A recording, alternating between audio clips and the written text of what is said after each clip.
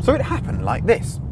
Bentley contacted me and said they'd lend me, very kindly, a Continental GT Speed, the new 620 horsepower, very fast version of the new Continental. I said, yes, I'm sure we can do something interesting with that. Anyhow, last Friday I drove the car, having spent the day in the 599, and I really was surprised at how good it was on the road. The amount of performance you could put onto the road surface in any conditions, it was just, yeah, as I said, impressive.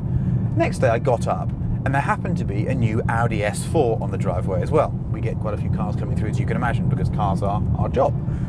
And I got in the Audi, and I drove down the road, and I suddenly thought, good Lord, there are quite obvious similarities between the way these cars drive, the way they put their performance onto the road, the way the cabins feel, some of the control weights. This was odd. But of course, it isn't odd, is it? Because they're both owned by Volkswagen. So what I want to do here is investigate the new GT Speed and tell you what it's like to drive, because it's significant and it needs some airtime.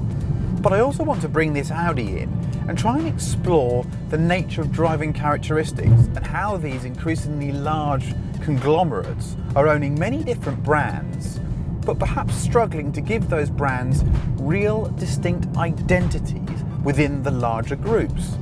I mean, should an Audi S4 have anything in common with a Bentley that costs £180,000? I mean, a bit of me says, no, it's absolutely wrong. But then another bit of me says, hang on a minute, the S4 is possibly the best car Audi makes. So isn't that a real compliment that the Bentley can replicate some of those utterly seamless, absolutely brilliant on-road characteristics? Anyhow, here we go. A strange investigation, but I hope a fun one. It seems to be increasingly the case that engineers these days can hide the mass of a vehicle very, very cleverly. It's magic, isn't it? This car weighs 2.3 tonnes. That's a vast amount of weight. And yet, because the steering is so accurate and the chassis can put so much power onto the road, it doesn't feel that heavy. It must have some very, very clever spring and damper rates as well, because the ride is very compliant. I know the mass helps that, but it's not so lazy in direction changes as I thought it would be. You know, it's quite agile. You can make it go left, right, left, right, left, right very quickly, and it follows the line. You don't feel it getting away from you. The motor, wow, the torque. 590 foot-pounds from well under 2,000 RPM. You don't even have to think about overtaking stuff. You just squeeze the throttle and it goes. It feels 620 horsepower strong as well. Quite a bit of extra money, but you get 50 horsepower over the standard car and over 70 foot-pounds torque as well, more. Does it feel like it has the performance of a £180,000 Super GT? Abso-bloomin'-lutely. You can also nudge it into sport mode. The exhaust starts to make more noise, and then it kind of erupts down the road. It's fast. It doesn't have a double clutch gearbox. 8-speed ZF automatic, which works very, very well. We're really learning to like and love this transmission. But I think what's most impressive about this car is the amount of composure and comfort it retains at high speed over and above other cars in the class. A Ferrari FF, a car which I'm not supposed to have driven, is actually quite a bit busier at speed than this thing. So dynamically, this is better than expected. And I was very impressed that night when I drove it quickly on some damp roads. It's on winter tyres, this. It seems to be the least affected car by going on winter tyres that I've driven. There are very few cars that have managed to take turbocharging and turn it into something that actually adds character to a package. Think of a few, some of the early Porsche turbos, GT2s, definitely the F40. The F40 is a more characterful car because it's turbocharged. But this modern template for quite heavily turbocharged smaller capacity engines and self-shifting gearboxes, I think, is becoming a bit repetitive.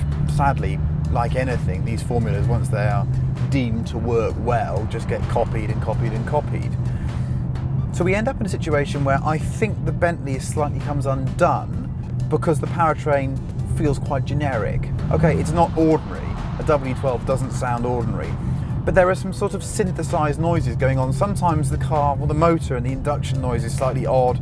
You put it into sport and the exhaust makes a slightly self-conscious, sort of woofily, almost breaking windy sound. It's not really thoroughbred noise. It doesn't hark back to anything in the past, and it doesn't really excite me when I'm in the car. Okay, I'm not denying it's very, very effective, but I don't think you get out of it with your spine tingling anyway. It really is such a shame that the Continental GT is saddled with a slightly footballer-ish image, because there really isn't anything else quite like it. This speed model is not far off 911 Turbo Quick in a straight line, but it's quieter and more comfortable than many an exec's saloon, and so it should be. The double glazed side windows mean the doors weigh about as much as the Audi. That's the whole Audi. The quality in here is just sublime. The knurled vent controllers, the gleaming chrome everything, and the soft, waxy leather that smells expensive. On one level, I think the Conti GT struggles to assert itself over the more expensive BMWs and Mercs, because it's lacking a distinctive character. But spend 5 minutes in the cabin and you'll be convinced. It's miles more special than anything from a volume manufacturer. Of course, after the Bentley, the S4 feels about as luxurious as Wright's coal tar soap. But I like it that way. It continues the understatement theme from the ordinary exterior. People just don't expect to see you smoke them, and for that reason, I'd quite like to delete the quad tailpipes that are the only real giveaway. I've banged on about this particular car before because I think it's the kind of unsung hero of fast sporting Audis. When they try and do RS cars, sometimes they go a bit too far, I think, and get it wrong, but the S4 is a real sweet spot. Loads of torque, very fast on kind of British wet greasy roads, quite good fun as well, frugal. I mean, it's a great balance of everything you'd want in a small estate car, and so discreet. This silver one, you can't even see the trinkety silver wing mirrors over the normal body colour. It just looks so ordinary. I think the wheels are actually smaller than on a standard S-Line model. Anyhow, I want to discuss the increased homogenisation of cars under one particular group, don't I? And in this case, it's the VW group. I'm not singling them out because I want to get at them. I just think it's a very interesting exercise. I'm now sitting in a 40-something thousand pound small estate car. It couldn't be further removed from the old Benters back there. I have a steering wheel which feels very similar in diameter in my hands. I've got two clock faces there, I've got a computer screen around here, I've got a lever right here, and I've got a handbrake on or off switch just here. Does that remind you of anything? To me it does. If I was to drive this blindfolded, the controls are exactly where they are in the Bentley. Okay, the heated seats are down here in the Bentley and they're up here on the Audi, but you get what I'm coming at?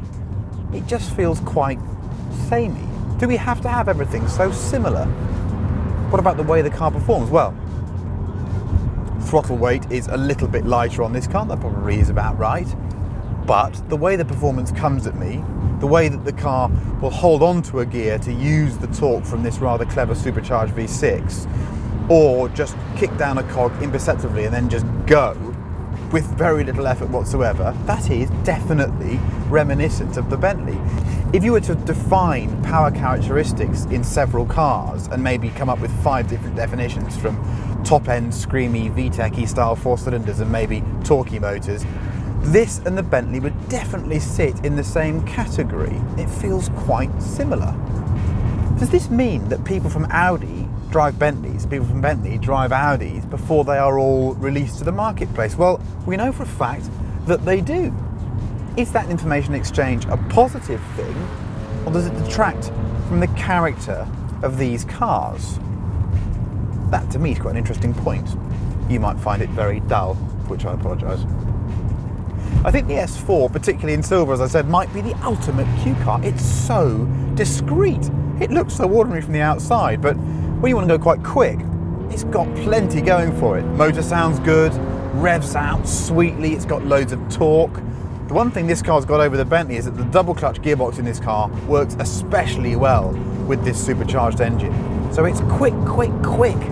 And the gear shifts are absolutely incisive. Bang, you're into the next gear. No, a clever thing, a clever thing. So, am I actually paying the Bentley a massive compliment by saying it shares some driving characteristics with an Audi that's worth a little bit more than the combined total of the optional extras fitted to that GT speed? Perhaps I am. So this is where I stand on the subject.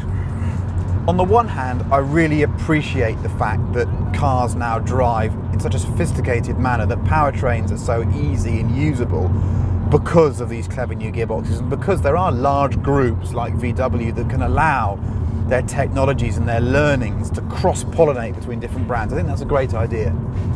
However, I think we have to mark a word of caution here. I do think it makes some cars struggle for character. Now, does it matter that an Audi S4's not got that much character? I'm not sure it does.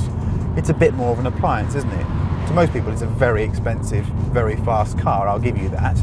But actually, it's an A4 with a really potent engine, and it's designed to just cross-country quickly and kind of integrate into someone's life imperceptibly. So it doesn't matter that it's not bristling with character.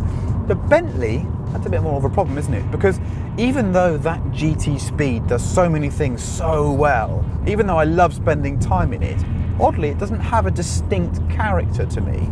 Ferrari FF has a distinct character, but the Bentley to me doesn't necessarily leap out at me as being a Bentley. It could be many things. It could be a large Porsche, it could be a large Audi. I know it's beautifully finished, but it doesn't strike me as being obviously a Bentley. And I think that is quite a dangerous thing.